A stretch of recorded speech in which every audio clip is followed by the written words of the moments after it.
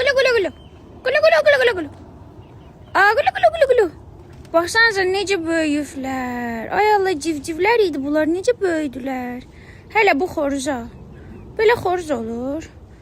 Hələ toyuğa nə gözəldir.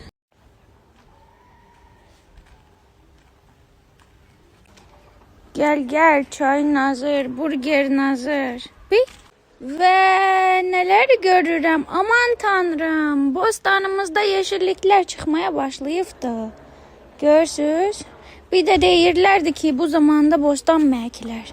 Təbii ki də əkilər, baxın. Baxın, görürsünüz. Hər türlü yeşilliyimiz olacaq inşallah. Bir dənə gülümüz burada var, bu əməlli böyüyübdür. Ama gülü çıxmır da, yayda çıxır gülü.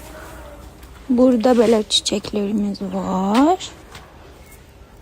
Burada biraz çiçekler ekmişik. Buraya da indi əkəcəyik, gələcək.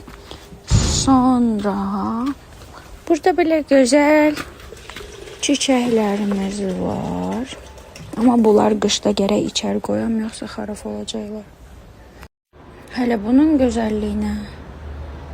Ama diblerine başka güller ekmişik. Yani çiçekler.